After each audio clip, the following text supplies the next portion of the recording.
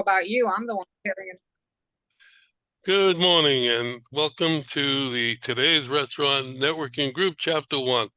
We are a group of vendors in the food service industry who are here to help each other in our businesses and to help restaurant owners, managers, and chefs with any questions or concerns they might have about their business.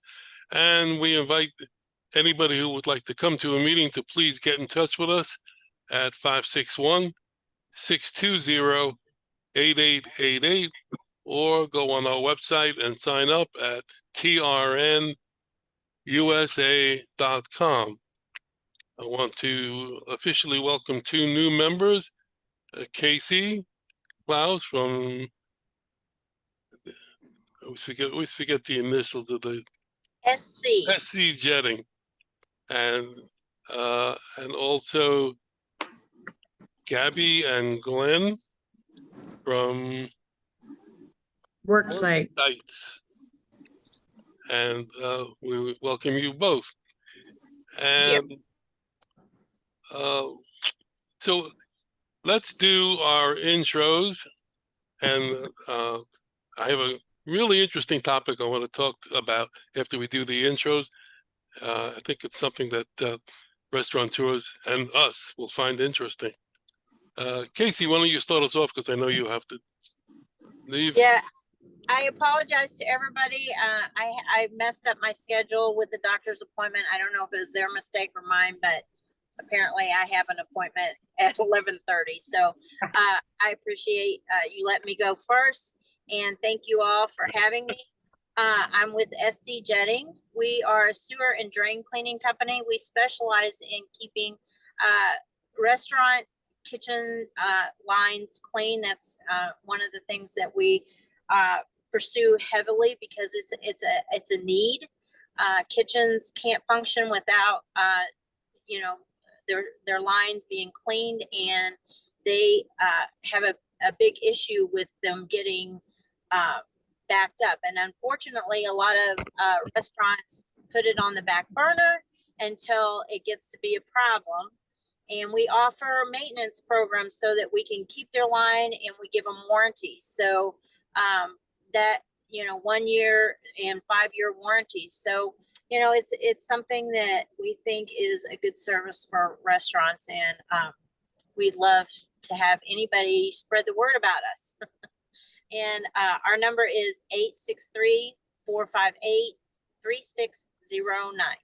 And Casey told me that even though they're situated in Central Florida, if they do get work in other parts of Florida, they can bundle it together and start a run. Yeah, my husband's down past Sarasota right now. Today's on a job, so. Okay, great. Thank you. Thank you. Kevin, you want to try? I do. Thank you. Hey, everybody. Kevin Anderson with Strategic Supply Chain Partners. Howard and I were talking a couple weeks back about marketing and sometimes how difficult it is for us to convey what we do when we're talking with potential clients. And so Howard introduced me to a company based out of Colorado, and they do a whiteboard video tune.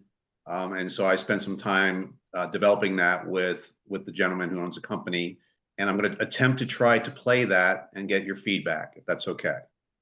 Is this the one that I originally saw, or the one we discussed after? Well, I haven't had a chance to update that. So Okay. Yeah. Okay. Yeah. So I'm going to hit share screen, right? And then I'm going to play it. Yep. Okay.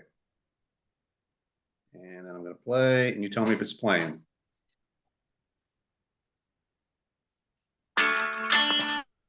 We don't see it. No? No, we hear it, but I don't see it. But we hear it, yeah. Hold on. Give me a second. Sorry, guys. You allow sharing screen, Howard? Yeah, I hit the share screen button on my side.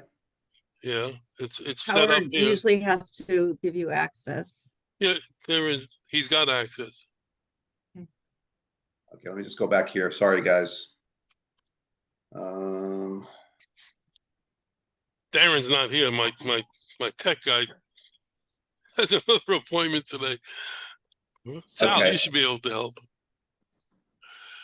Yeah, press the button harder. Love it. I pressed as hard as it's going to go, I think. Have you tried stopping it and starting it again? Yeah, I'll do that right now. I did stop it, so let me start it one more time. You probably hear it. We can hear it. Yeah. Yeah. Okay. All right. Well, anyway, since that's not working this time around, and I don't want to occupy the meeting trying to figure it out. Strategic Supply Chain Partners is a full-service restaurant consulting company. We specialize in helping our clients with cost mitigation in their food purchasing. We do tackle a number of other cost areas on profit and loss statement. We are 100% contingency, which means we basically share in the savings with our clients as we find those savings. We have an average of 10% reduction in distribution expenses for our clients currently. And we don't save any money. We don't make any money. So it really is a no risk proposition. We are currently always looking for additional clients. And if anybody's interested in finding out more about us, give me a call, 407-497-9495, or go on our website, www.ssc.partners. And we also have a very lucrative referral program in place for those of you that are interested in finding out more about it. Thank you. Okay. You want to add anything, John Mulholland? Yeah, I do. Guys, don't overlook the experience these guys have. I had a call this week with a guy who's opening up 6 restaurants and he wants to put it on hold. And I'm thinking, why? Because there are steps that these guys can do when you're just opening up a restaurant that'll be beneficial to you instead of just waiting and waiting and waiting. And some of these people go ahead and sign a 2-year contract with a distributor, and we could have saved them 10-15% on their food costs if they'd just gone to us in the first place.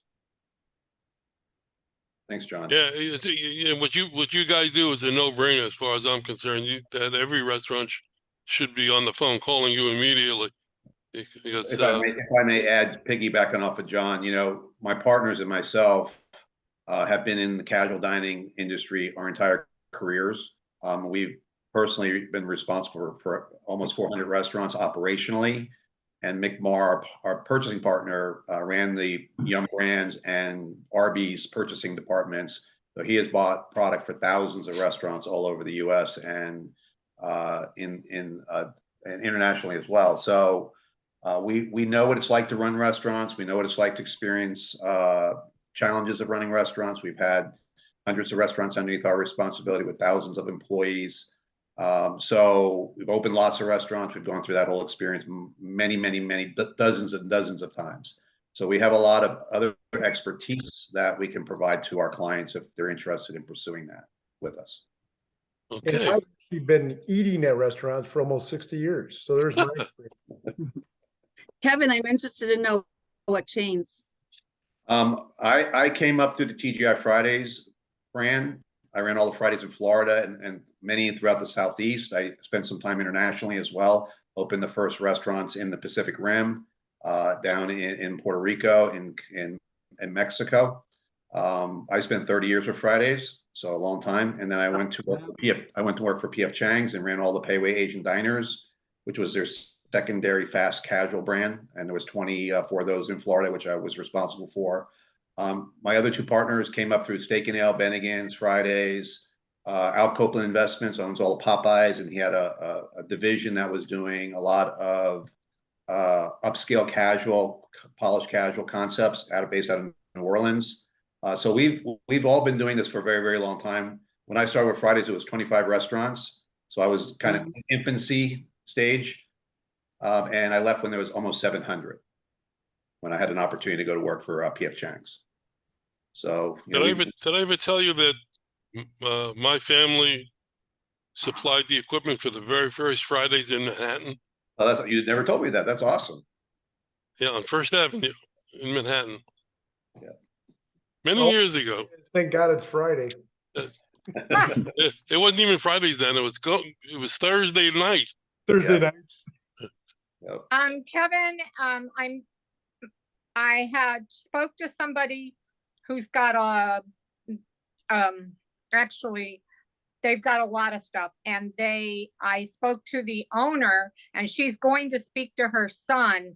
They don't think that they have contacted you.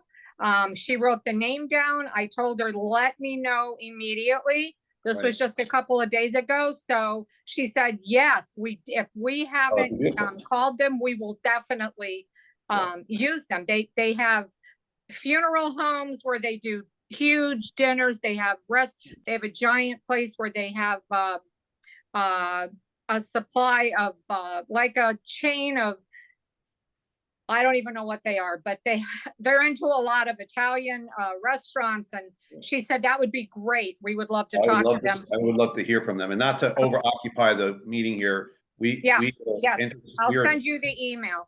We are communicating with a cardiology group that's in Florida. They have 13 offices, and in our business, we network with a lot of companies that have very specific and specialty related skill levels and access points. So one group that we work with, they specialize in healthcare. And so this cardiology group is interested in us helping them with sourcing all of their supplies, your gloves, sanitation solutions, equipment, building an ambulatory center. So we do a lot more outside of the restaurant segment. Okay, good. Yeah, All right. so just an FYI. Okay, Great. thank you. Thanks, guys. It's a friend of mine, so if they haven't talked to you, they will. Okay, sounds John great. McCabe, good morning. Good morning, everyone. I'm John McCabe. I'm with Carpigiani. We make ice cream, gelato, and pastry equipment. We also distribute to ISA display cases for chocolate, pastry, and ice cream. And we're out of North Carolina. We have a training center, and we're starting to build machines there now, so we can cut down on the lead times by having it come out of North Carolina rather than Italy. I can be reached at 401-368-6406 or John M at carpigiani-usa.com. I will be at the Chef to Chef convention this weekend at Miami.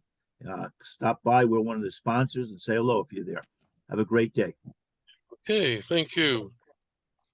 John Bunn, good morning. Good morning. My name is John Bunn. I'm with the BH Bun Company. We manufacture the bun tying machine that ties bundles of just about anything you can think of. The issue today is securing your food for deliveries. The bun knot cannot be duplicated by hand. Give us a call. Our number is 1-800-222-BUN. Our email is info@buntyco.com, and our website is buntyco.com. Thank you. Okay, thank you. Gabby, good morning. Good morning, everyone. Gabby Rowland from Worksite PEO. We're a full service HR company. We do very well with restaurants, but like Kevin, we service a lot of Main Street industries the best. We are able to also provide with restaurant owners with their tax credit so that they're able to put back capital into their restaurant, into their business. We handle payroll, employee health benefits, workers' comp, even 401k services that normally wouldn't be offered at a restaurant. They can now offer it to their employees so that it creates stickiness with their current employees, and they're able to create employee retention. So it works, Gabby with Worksite, and my phone number is 561-479-7474. Thank you. Thank you. Peter, good morning. Good morning. This is working, right? For a Yes. change? Good morning. My name is Peter Robinson. I own Hudson Robinson Business Brokerage. I've been a business broker for approximately 20 years here in Florida, Boca Raton. I have restaurants, and if you are a buyer or a seller, I will be glad to evaluate any financial information that you provide to me. In addition to that, I also do general type brokerage work. I have other types of businesses that I work on, and such as auto repair, auto body, also medical practices. So should you have any questions, and you're very welcome to call me at 561-445-8198. And my website is hudsonrobinson.com. Thank you. Okay, thank you. Debbie Danto, good morning.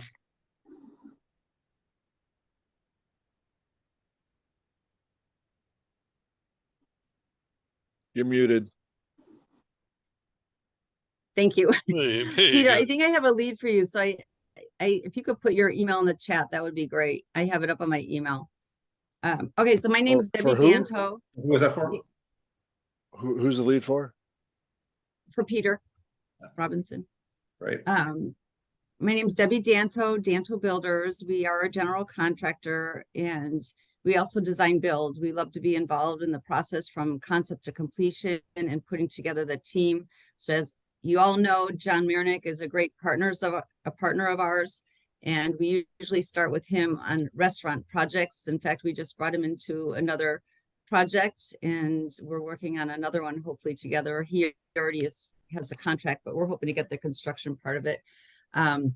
But we love to take clients from concept through completion. So we will help them starting with their concept, their menu, what equipment they need, what their operation is, the feel of the restaurant, and then going into, of course, the design and the permitting, and even helping them get the paperwork they need for the financing, which is typically the construction documents and an estimate. And then we help them get through the construction, of course, and open up. So we also are, I always like to share what else we focus on, which is healthcare, industrial, general commercial though. And then we do quite a bit of government as well. As you heard earlier, very involved in the community and different organizations that are affiliated to construction, restaurant, healthcare. So I appreciate this group and working with you all. And John, I sincerely am so sorry for your loss. And it seems you may have a new mission in your life. I know the chamber has supported mental health and helping the community. So I hope you find ways to help your community as well. Thank you. Okay, thank you. Thank you. Did you give your phone number, Debbie? Oh, I need, okay, 954-229-2006. Okay. Terry, good morning. Oh, me? Yeah, you. Oh, I thought the other Terry. I'm sorry. I See you can't there see today. which one on my screen.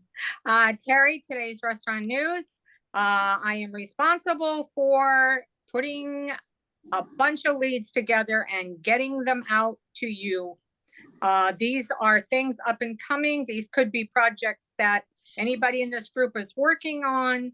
We go to a lot of trouble to get the owners' names, email addresses, and phone numbers. And that would help, help them to get their, if they're just in the permitting stages, planning stages. I got another lead this week on another chain coming into Florida. Also with someone that just basically now is, unfortunately working with someone looking for a place to, open their business at. So I'm actually going to contact them, and if they're not happy, if they haven't really signed anything, Peter, that would be a lead for you for sure.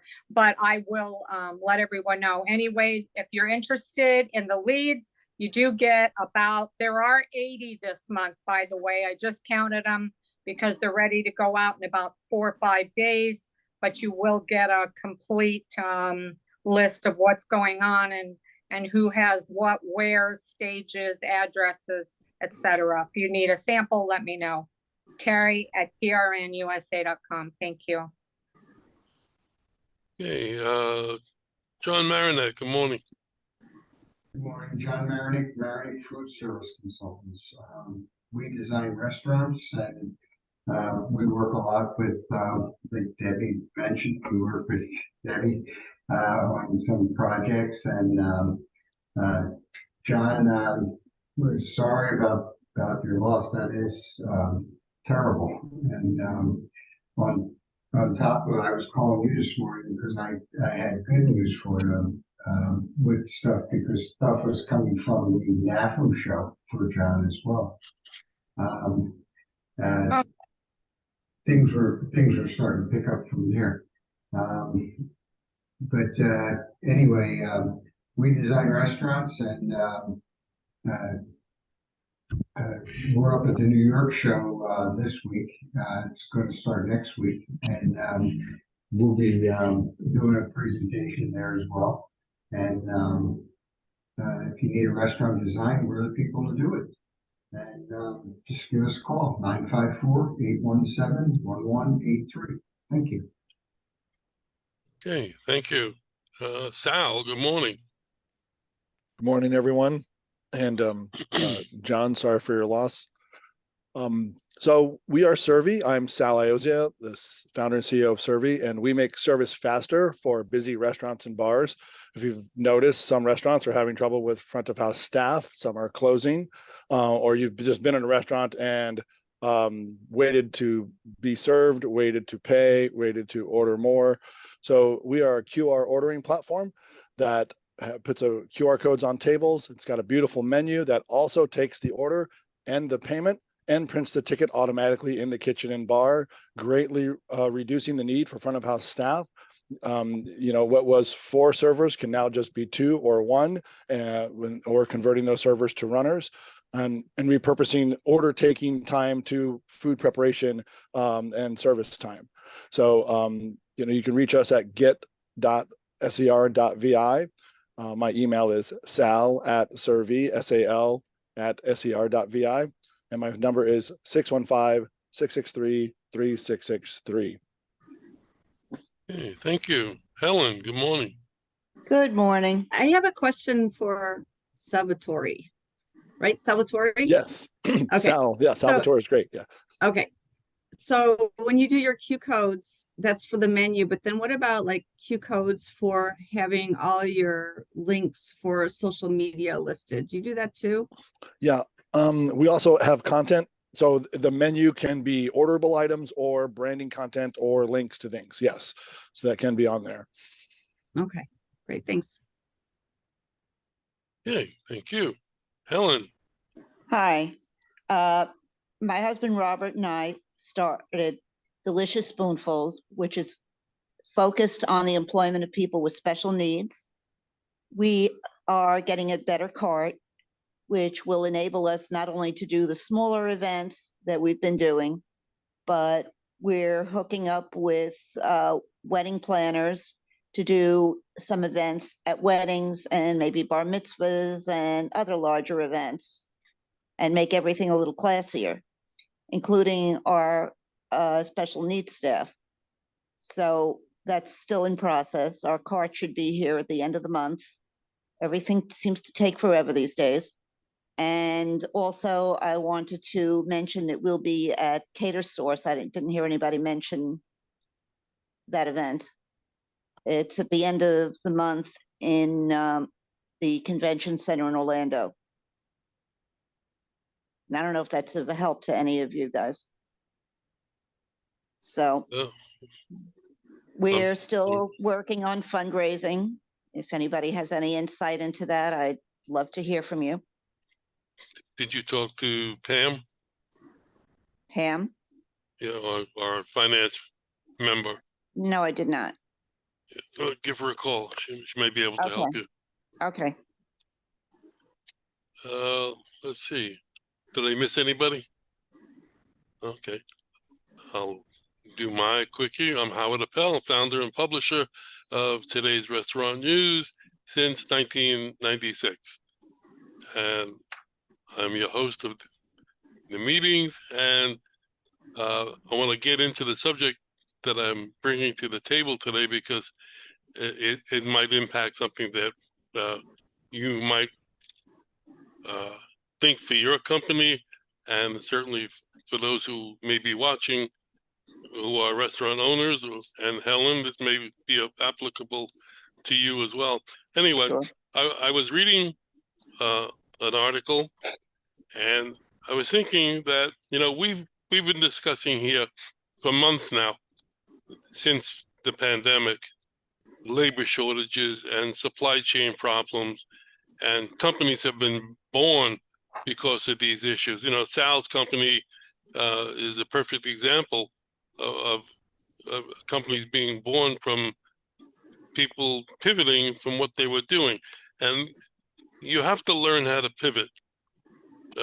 If you were a company or a restaurant during the pandemic and you didn't pivot, I don't think you're still here. And if you did, you are here. And I believe that the conditions in the world today are going to require additional pivoting to keep the doors open. As I was talking to Terry during the week this week, she mentioned that some restaurants are closing because they can't, not closing totally, but closing at certain hours during the day because they can't find labor. Now, to me, that says to me, if I was the owner of that restaurant, you guys can jump in whenever you like, tell me if I'm right or wrong. But if I was the owner of that restaurant and I had to close my dining room because of lack of labor, well, number one, I called Sal. But number two, I would change my business model again, going back to something that happened during the pandemic. I would start stressing pickup and delivery. Instead of closing down and losing revenue, why not try another avenue? I may not be right, but it's a question of thinking outside the box and trying to, again, pivot. Because if you don't change, you won't be around to change. So, Yeah, so a couple things on that. So I'm very close to this. In Serbia is live in Fuddruckers and Chili's in Saudi Arabia.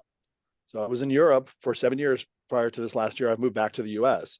While in Europe, we launched Servi there and in the US, but my business development network had ties to Saudi Arabia. So we went there right before the pandemic, March 8th of 2020. And we ended up getting several small chains and a couple regional ones, like I just mentioned. And the interesting thing for the Fuddruckers was that they had they were closing part of their dining rooms and some whole locations because of the staffing issue. And it's a little different there in Saudi Arabia during the pandemic. They just sent all the foreigners home, and so they basically did not have a lot of wait staff. So they were hiring local. Same thing. So, but we see similar things playing out in Europe and in the US, where you have restaurants talk to a restaurant here, where I'm in Tennessee, Mexican restaurant. They have an extended dining room, but they don't open it ever. And then they just don't open for lunch most of the time. They're only open on the weekend for lunch. And they used to be open for lunch, but they're staffing. They're only doing dinner now because they don't have the staffing for lunch. It's not that there's not a lunch crowd. They just don't have the staff for it. And so, but they're giving away their lunch revenue. Yeah, and the thing about, so if you switch to delivery, like on the food apps and things like that, those are 30% commission. You can do that, but you're not going to be making profit unless you jack the prices up. Price up 30%. Yeah, and so businesses are designed for delivery, right? Pizza and Asian food, things like that. They actually do well when delivered. Not a lot of restaurant food holds up. Travels well. Doesn't travel well. Yeah, there are some that don't. Poor French fries. All the French fries in the world have been delivered. It's horrible. So what Servi does is it recognizes that restaurants have value in their location. They have value in that dining room. They got sunk cost in that experience, and you can now turn a dining room into effectively a counter service where people can sit at their tables, scan the QR code, order, and pay, and then our system allows you to page individual customers to come forward to pick up.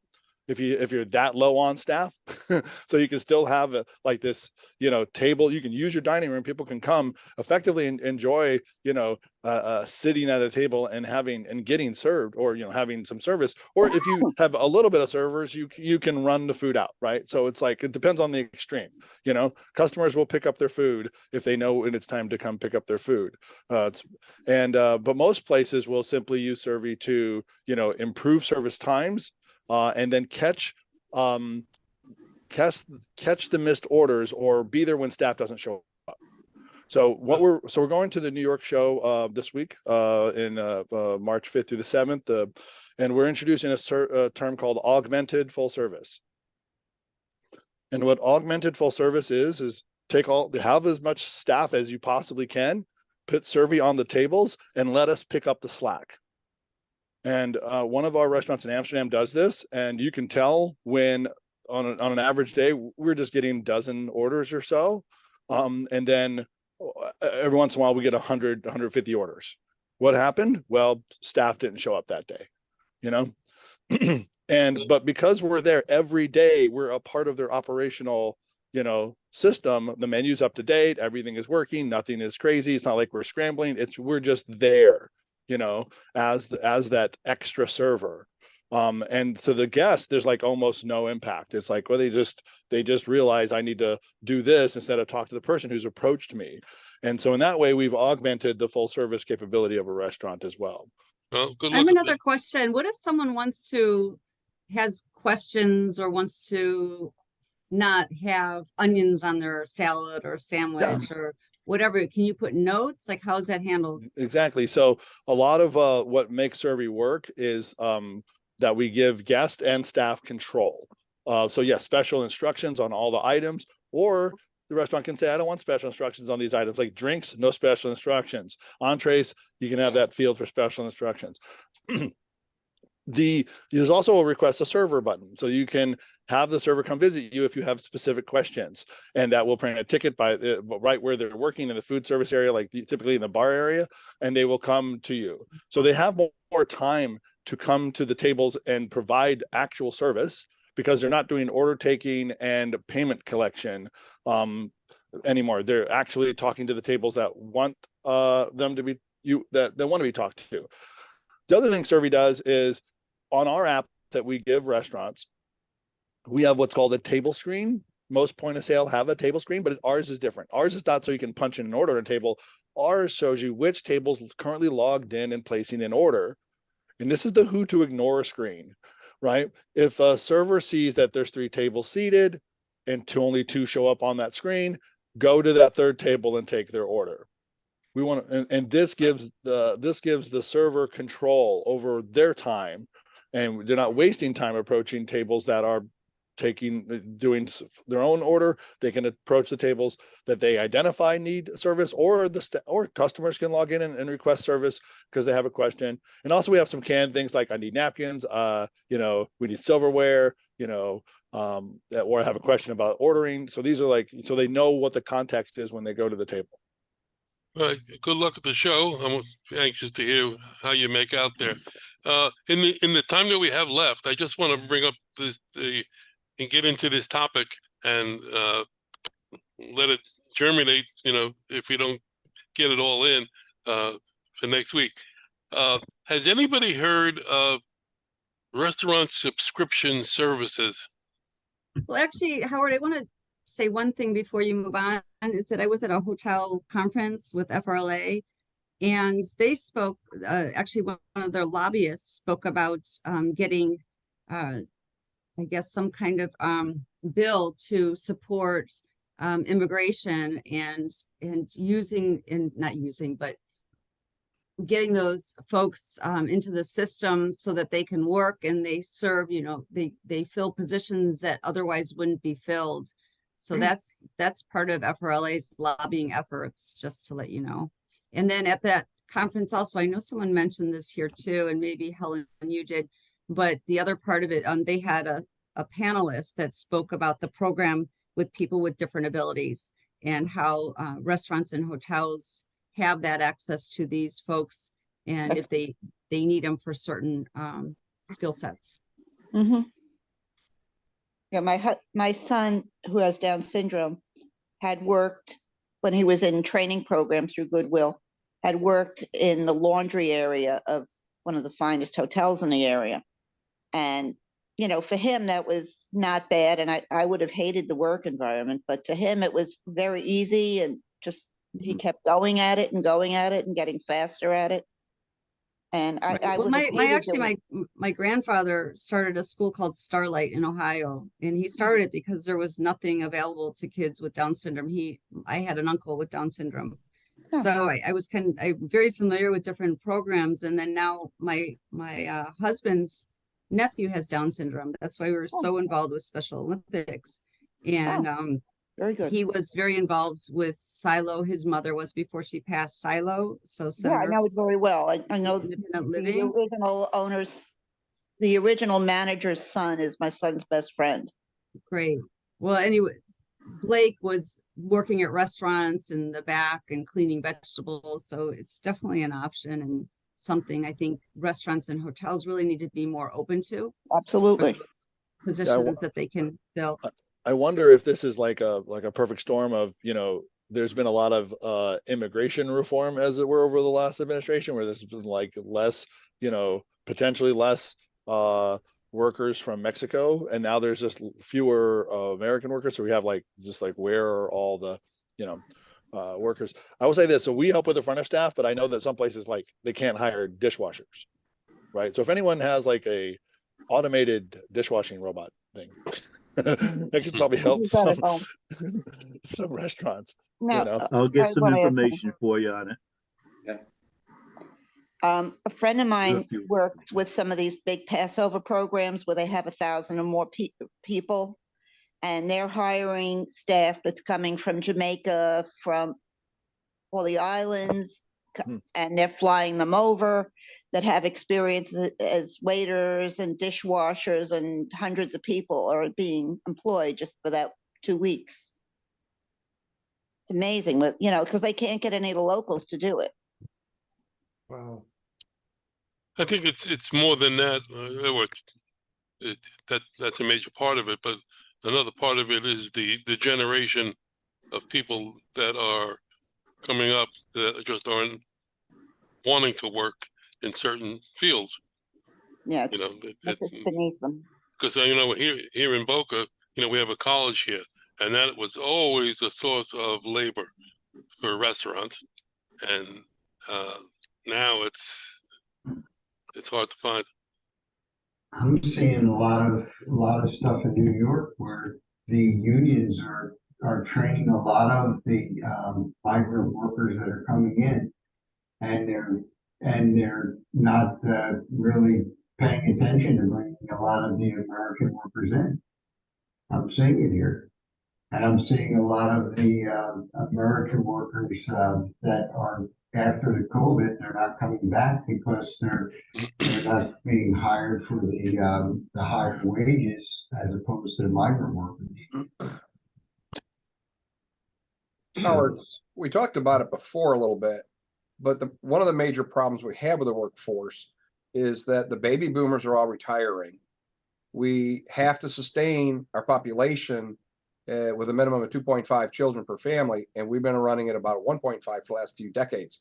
So there's a huge gap, and that's one of the major things that's causing it. Then also pushing everybody into colleges and having all the debt that they can't work for the lower wages. They've taken away the tools in the high schools for your VOTEC side of things. And so there's a huge gap, and that's one of the major problems in manufacturing and even in the restaurants and everywhere.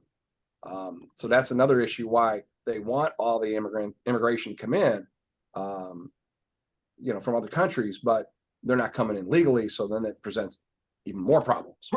Yeah, well, for the past 70 years since World War II and the inclusion of the GI Bill, everybody's family always pressured their kids go to college. So all the kids, grew up, went to college, had kids, sent their kids to college, and now those kids those kids are finding that they can do just as well, and sometimes in a vocational field.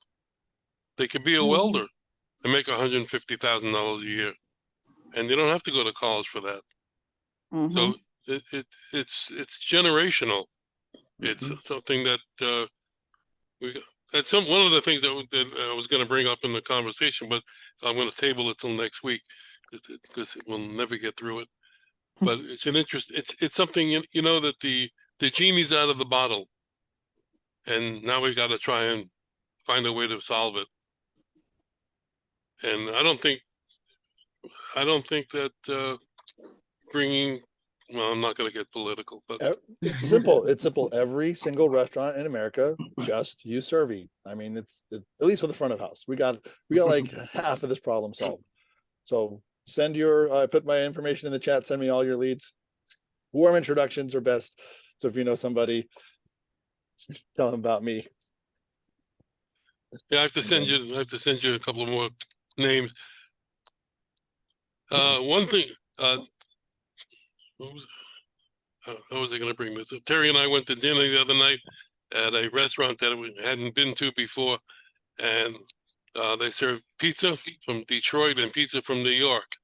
And I met one of the owners, one of the partners. His name is Joe, and he introduced me to his partner, who owns 40 Dunkin' Donuts. Now I know that Dunkin' Donuts is a corporate.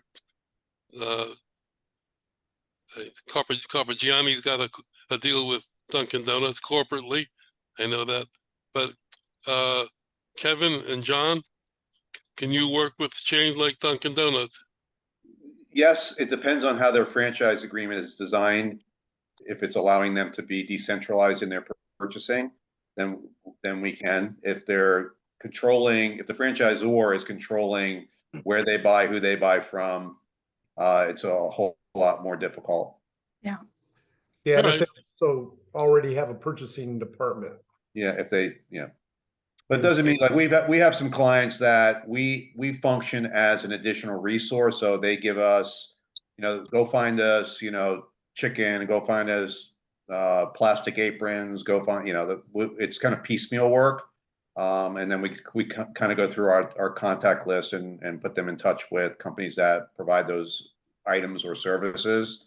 So it's not holistically taking over their purchasing, but we help them, and it's good. I'll look into Duncan for you. Yeah, that'd be great. Thank you. Nice. Okay, well, this brings us to the close of another interesting meeting. And Sal, good luck at the show, and anybody else is going to be there. And think about, I know I didn't say enough about it, but restaurant subscription services is a pivot that I want to talk about next week. Does anybody want to do a presentation for next week? Let me know. We could schedule you. I might do it. Okay. Everybody have a nobody wants to follow Sal. No, I would like to get on the schedule if possible. Sure. Yeah, I want to talk to you. Can you hang around after the meeting? Yeah, sure. Okay. I'm driving right now, as I think you guys heard me turning on the car. I apologize for that. But yeah, I have a couple of minutes. Okay. All right. So everybody, thank you all for coming. Have a great weekend. Have a great day. Stay safe. Bye, everybody. See you Have next a week. wonderful weekend.